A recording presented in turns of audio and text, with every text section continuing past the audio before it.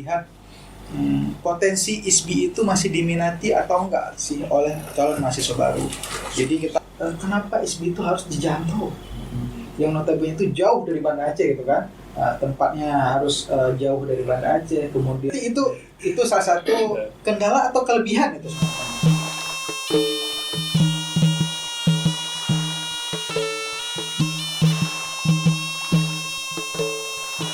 Assalamualaikum warahmatullahi wabarakatuh. Bertemu kembali di Medrah Podcast ISBI Aceh. Hari ini lagi-lagi saya masih sendiri, co-hostnya masih belum pulang. Mari kita doakan bersama-sama semoga co-host saya segera bisa pulang dan bisa menemani. Walaupun hari ini saya sendiri, tetapi kedatangan tamu istimewa juga dan 2 orang. Jadi saya 1 lawan 2 hari ini. Jadi di hari yang berbahagia ini kita akan mencoba melihat potensi ISBI itu masih diminati atau enggak sih oleh calon mahasiswa baru. Jadi kita akan membicarakan bagaimana prospek mahasiswa baru sejauh ini dan sudah berapa yang daftar, adakah peningkatan. Nah, ini semua kan kita berbicara data akademik. Makanya kita hari ini menghadirkan 2 orang narasumber yang berkaitan dengan akademik. Mari kita sapa bersama. Assalamualaikum Pak Amru. Waalaikumsalam. Pak Amru merupakan Kasubag ya? Iya. Kasubag bagian akademik. Iya, Kasubag. Assalamualaikum Pak Fajar. Waalaikumsalam warahmatullahi Pak Fajar merupakan staf di akademik. Nah, jadi 2 orang ini kita peluncuh sedikit hari ini. Kita tanyakan terkait data, bagaimana mahasiswa ISBI. Kalau kurang, berarti mereka yang bersalah sepertinya ya. Mari kita. Insyaallah. Bagaimana kabar Pak Bro? Alhamdulillah. Baik ya, Sehat. Pak Fajar. Aman. Dari wajahnya seperti sangat lelah. Capek Ya, baru siap rapat. Oh, rapat juga ya. Jadi rapat mengejar mahasiswa juga, rapat dibebani, terus tugas lain ya. Tapi tetap semangat Pak ya. Masih semangat Pak ya? Semangat. Ustaz. Udah makan siang Pak? Belum. Belum. Tapi walaupun belum makan tetap semangat. Tetap semangat. Oke, ke Pak Amru dulu. Ya. Sejauh ini bagaimana proses perekrutan ataupun penerimaan mahasiswa di ISBI Aceh ini Pak? Baik. Jadi izin saya menjawab. Oke, silakan saya. Ini kita ruang bersama sini. Ya.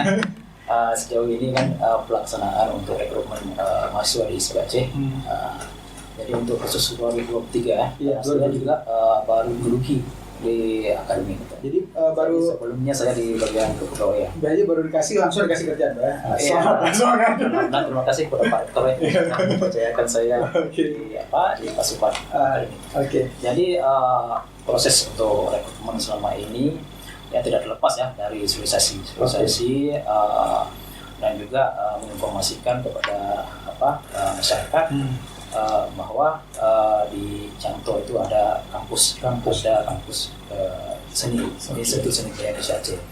Nah, jadi ini berkat juga motivasi dan dorongan daripada pimpinan, di mana kami ini harus banyak-banyak turun ke lapangan untuk mensosialisasikan bahwa di Janto itu ada kampus kesenian di ISBI Aceh.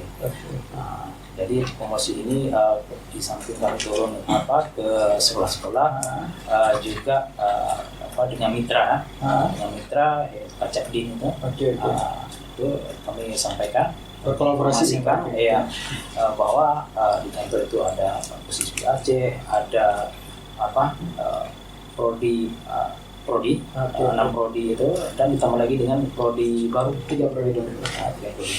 Nah, Pak Fajar, ini jangan diam aja Pak Fajar ya.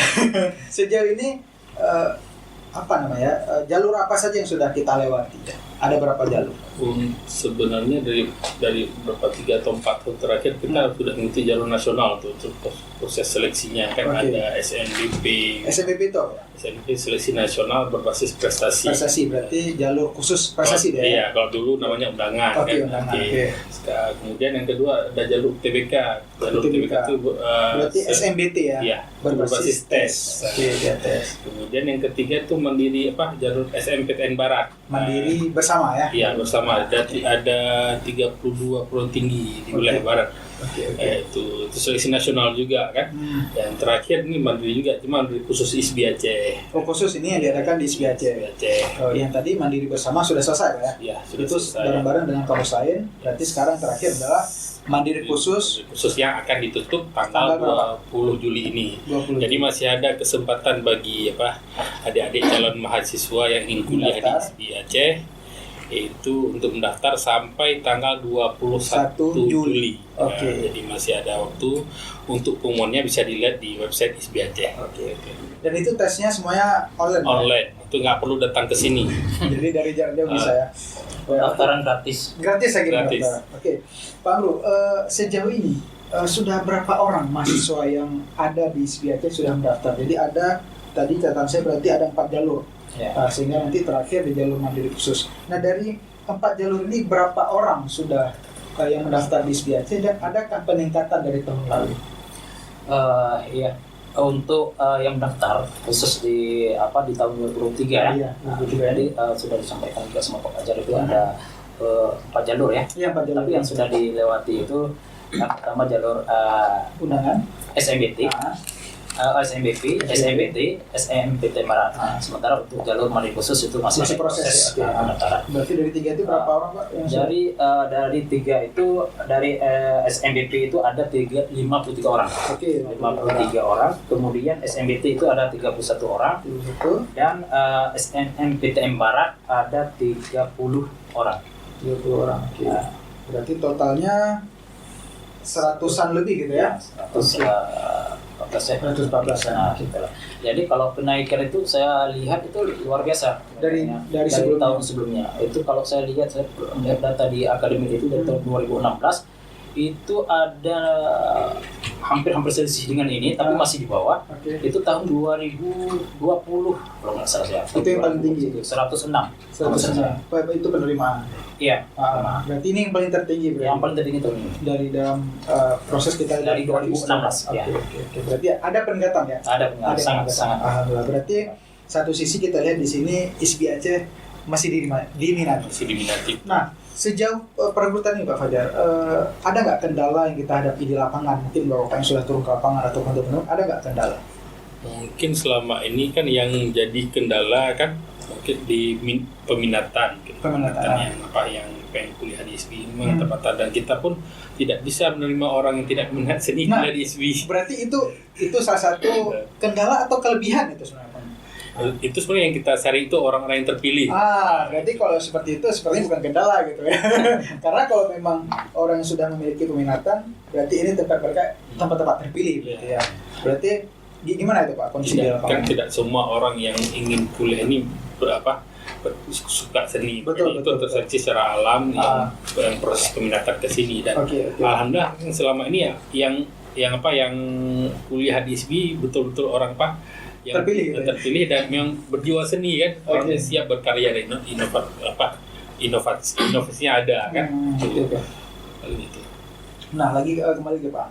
Jadi ketika ada orang tanyakan, ada nggak ketika Bapak turun ke lapangan misalnya, ataupun Bapak Fajar turun ke lapangan, ini berdasarkan pengalaman ya, ada nggak yang bertanya seperti ini? Kenapa ISBI itu harus di Janto? Yang notabene itu jauh dari Banda Aceh gitu kan? Tempatnya harus jauh dari Banda Aceh, kemudian dari jalan raya harus naik. Ada nggak pernah tanya seperti itu Pak? Pak Amru dulu. Gini, kalaupun ada yang tanya, ya itu bisa kita jawab bahwa untuk belajar seni itu memang harus di tempat yang ini, tempat khusus ya. Tempat khusus, tempat yang asri kan. Okay, betul. Tempat yang memang untuk mencari tempat yang fokus. Jadi ada inspirasi Pak. Ya, betul. Jadi kalau memang kita di Banda mungkin agak terbatas, agak bising. Kemudian pun di sini kan udaranya sejuk, kemudian airnya bersih, suasananya adem kan. Okay. Memang suasana sangat mendukung proses belajar mengajar kan. Kalau memang ada orang yang bilang Janto itu sepi, itu pasti orang yang datangnya hari Sabtu Minggu. Oke. Sabtu Minggu memang itu sepi ya. Dan itu kadang-kadang orang yang jarang ke Janto. Oke. Ini langsung dari penduduk Janto asli. Bapak tinggal di sini kan? Saya tinggal Jadi sudah tahu bagaimana Janto itu sebenarnya, tidak seperti yang dibayangkannya.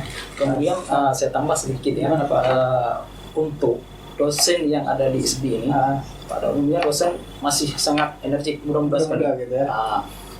Mungkin perlu saya sampaikan juga kalau ini dosen yang di ISB Aceh ini dosen muda-muda, kemudian yang PNS ya, Iya, PNS ada sekitar 57 orang. 57 orang. Ya, 57 orang. Dan itu alumni dari mana aja, Pak? Alumni dari berbagai PTN ya, termasuk dari luar negeri. Ada luar negeri juga. Nah, ini menarik ini, walaupun jauh ke Janto ini sumber daya sangat menjanjikan. Kan luar negeri saya ada dari Australia dan kemudian lulusan kampus ternama di Indonesia juga sebagai pengajar di sini kan. Kemudian Janto ini juga tempat yang cocok untuk konsentrasi seni budaya kan. Apalagi Pak Rektor juga sangat mendukung kegiatan-kegiatan seni di sini. Kemudian juga lokasi Janto sangat cocok untuk dibangun semacam kampung budaya kemarin ya. Ada wacana membangun kampung budaya di sini kan. Pokoknya kota Janto ini taman mininya Indonesia di Aceh lah. Itu cita-cita kita ke depan ya. Nah, terkait ini kan kita berbicara bidang akademik misalnya. Nah, sejauh ini ketika mahasiswa kita kuliah di Janto, itu mereka bagaimana posisi kos-kosannya? Apakah susah? Apakah di sini kebutuhan hidupnya relatif mahal atau bagaimana, Pak? Mungkin Pak Fajar bisa menggambarkan. Baik, sebagai warga Janto yang menetap di sini kan saya melihat memang untuk kos-kosannya sudah ada di sini. Ada. Mungkin misalnya makin terbatas, tapi masyarakat alhamdulillah di sini sangat mendukung keberadaan kampus kan ya. Oleh masyarakat saya lihat banyak yang mendukung untuk pembuatan kos dan sebagainya kan. Kemudian terkait juga dengan transportasi di sini. Alhamdulillah ini transportasi di sini terkait mengenai transportasi massa sangat mendukung juga. Ada Transjanto juga kan. Oke. Nah, terkait ini Pak, mungkin kita perlu infokan juga kepada waris seni budaya. SPP kita seperti apa sih? Kalau SPP Pak, apakah terjangkau atau terlalu mahal gitu kan? Iya. Karena orang takut gitu. Kalau SPP insya Allah sangat terjangkau. Berapa itu range-nya Pak? Range-nya antara 1,5 juta sampai 24. 1.500.000 sampai 2.400.000. Di bawah itu 750. Oh, berarti sangat terjangkau ya dibandingkan dengan lain ya. Tergantung ini lagi untuk prodinya. Tergantung prodi. Prodinya. Oke. Dan kita negeri kan, Pak? Iya. Insya Allah negeri kita. Jadi dan memang ada prodi-prodi yang SPP-nya kan semua dilihat di kondisi keuangan. Betul UKT kan. Kondisi keuangan mahasiswanya kan. Tidak semuanya 750, jadi ada yang 2.400.000 atau 2.400.000 itu kebanyakan itu yang keep kuliah itu. Yang keep berarti ada beasiswa Pak? Iya. Ada hampir beasiswa. 90% itu masuk kita keep kuliah itu per tahun kan. Jadi hanya 10% mungkin yang biaya mandiri. Selainnya diberikan oleh negara. Negara itu pun nggak begitu inilah, paling ada yang 500, ada 750, ada yang 1 juta kan gitu. Nah, menariknya ketika kita lihat mahasiswa sekarang yang terus berkembang, menurut Bapak dari segi akademik, apakah ISB siap menampung mahasiswa dan jumlah demikian? Apakah ada gedung atau ada sarana dan prasarana lain yang mendukung proses belajar mengajar di ISB? Sangat ini Pak, sangat mendukung. Insya Allah kita sudah punya gedung sendiri. Oke. Ini menempati Pak ya. Insya Allah mungkin di awal Agustus itu masuk ke gedung baru. Berarti nanti mahasiswa baru ataupun tahun ajaran baru berarti semua proses belajar mengajar di gedung baru ya. Jadi bukan lagi terpisah-pisah. Kita pakai yang di sini sama yang di gedung baru kan. Gedung baru itu. Kemudian terkait daya tampung memang kan setiap tahun daya tampung kita memang meningkat, apalagi dengan ada penambahan prodi baru kan. Tahun ini daya tampung kita untuk prodi baru memang itu 490 orang. 490 orang. Tampungnya kan, cuman kan itu kan terseleksi nanti siapa yang mendaftar kan. Berarti 450 orang. Yang sudah tercover berapa orang? Ada setengahnya? Ada sepertinya. Yang tahun ini yang sudah mendaftar sekitar 100-an berapa? 114 lagi itu.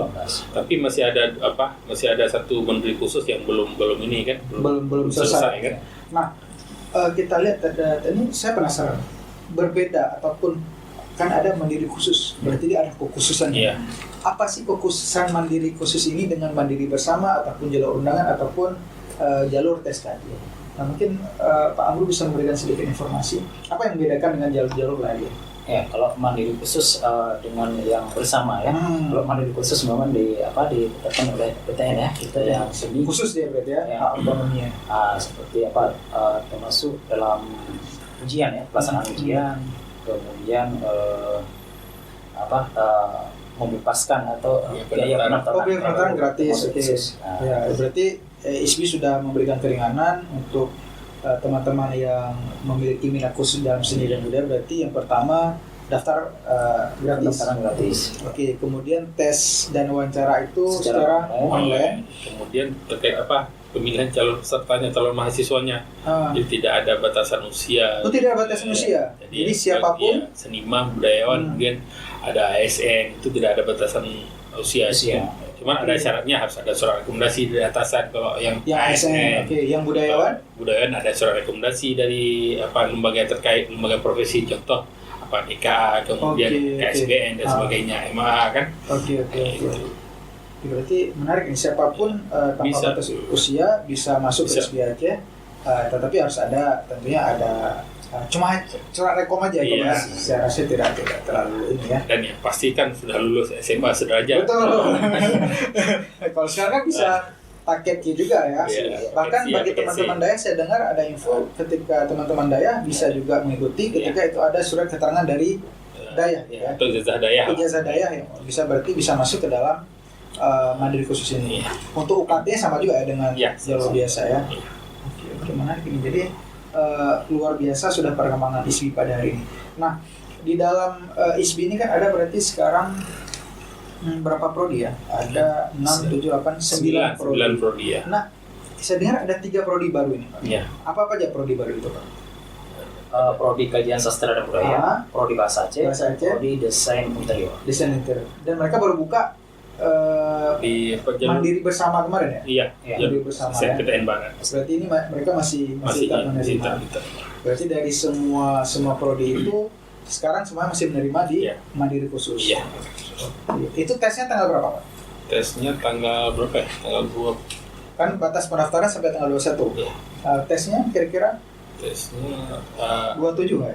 Iya, 27. Sekitar 28. 2 hari lah, 27, 28. Oke, menarik. Nah, terkait ini juga kan tadi mayoritas di tempat kita mendapatkan beasiswa. Ada nggak syarat khusus untuk mereka bisa mendapatkan mahasiswa? Apakah begitu masuk bisa langsung mendapatkan beasiswa atau ada prosedur yang mereka harus ikuti untuk beasiswa?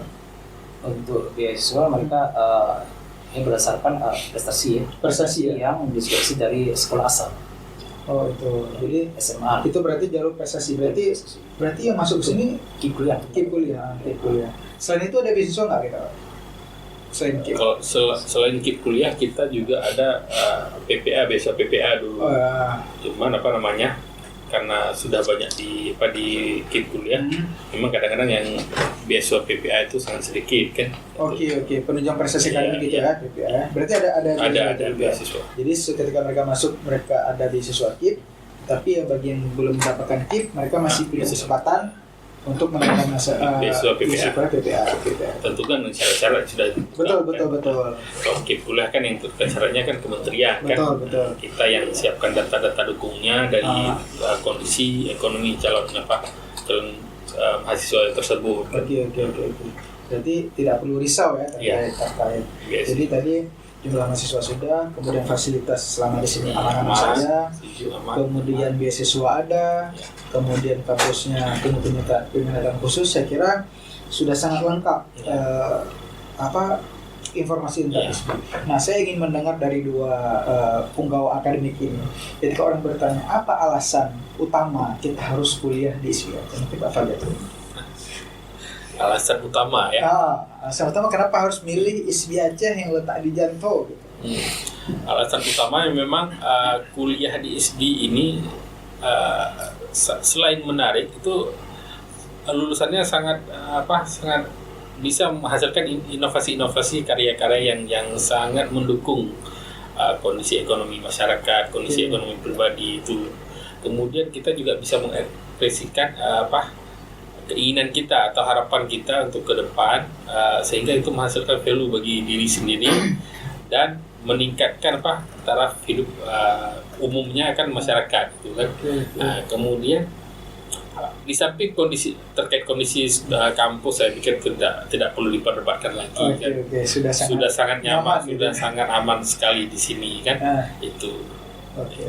Pak Bro mungkin sedikit menambahkan. Ya, kalau alasan untuk kenapa kuliah di ISBI Aceh khusus seni ya, mungkin adik-adik calon mahasiswa perlu diketahui bahwa kalau kampus seni itu ya kalau ini cuman ada di Aceh, dia di Jato. Ya, di Jato. Selain ini kan ada di Sumatera Barat, di Sibanapanja. Berarti ketika belajar seni budaya seni gitu ya. Kampus terdekat lah. Nah, satu-satunya di Provinsi Aceh ya. Provinsi Aceh betul. Jadi sangat menarik ya. Ada lagi mungkin ada prodi khusus di sini. Itu lebih spesifik gitu. Contoh misalnya kayak bahasa Aceh, misalnya kan kajian sastra budaya, desain interior, desain komunikasi visual itu tidak ada di kampus-kampus lain di Aceh. Belum ada, tidak ada, masih belum ada. Jadi itu menjadi hal nilai jual nilai jual yang patut kita banggakan itu sebenarnya kan. Apalagi kalau melihat potensi dosen kan itu sangat luar biasa kan. Makanya lulusan ISBI kalau bisa selesai kuliah lanjut S2 bisa mengabdi lagi di sini dan tidak mesti di sini, di semua instansi pasti membutuhkan SDM seni dan budaya. Oke.